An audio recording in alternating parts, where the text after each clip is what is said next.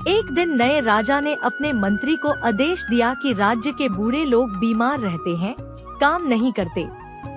इनकी वजह से हमारा धन बर्बाद हो रहा है, इसलिए हमें इन्हें मृत्यु दंड दे देना चाहिए या राज्य से निकाल देना चाहिए। मंत्री ने राज्य में घोषणा करवा दी कि सभी बूढ़े लोग राज्य छोड़ दें।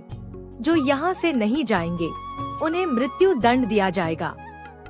ये घोषणा सुनते ही सभी बूढ़े लोग राज्य छोड़कर जाने लगे। राज्य का एक लड़का बहुत गरीब था, उसके पिता बहुत वृद्ध हो गए थे, उनके पास दूसरे राज्य जाकर रहने के लिए धन नहीं था।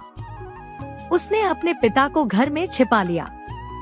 उस लड़के के पिता के अलावा राज्य के अन्य सभी बूढ़े जा चुके थे। कुछ दिनों के बाद राज्य में अकाल पड़ा। राजा को समझ नहीं आ रहा था कि अब राज्य की व्यवस्था कैसे संभाली जाए।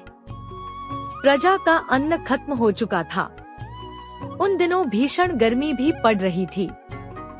गरीब लड़के ने अपने बूढ़े पिता से अकाल से निपटने का उपाय पूछा। उसके पिता ने कहा कि राज्य से कुछ ही दूर हिमालय स्थित है।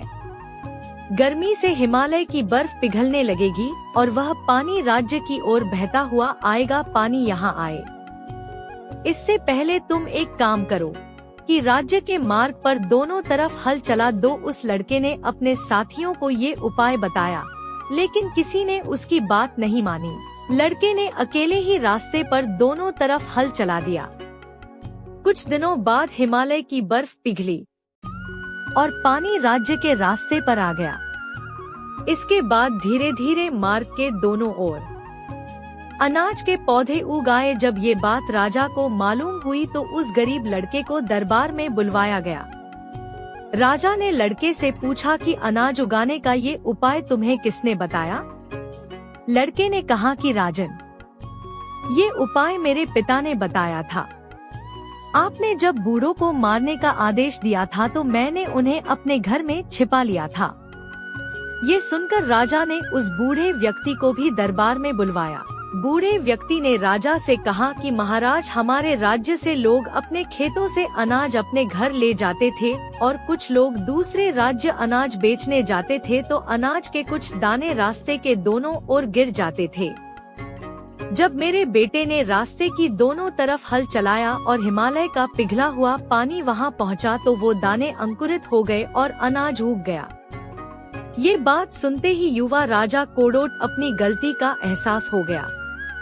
उसे समझ आ गया कि वृद्ध लोगों का अनुभव हमें कई समस्याओं से बचा सकता है।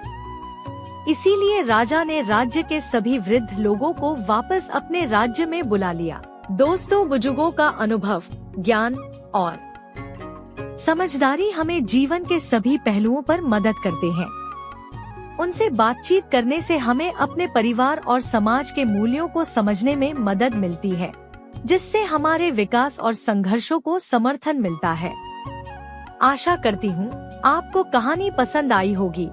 कहानी पसंद आई हो तो वीडियो को लाइक करें, शेयर करें और चैनल को सब्सक्राइब करें।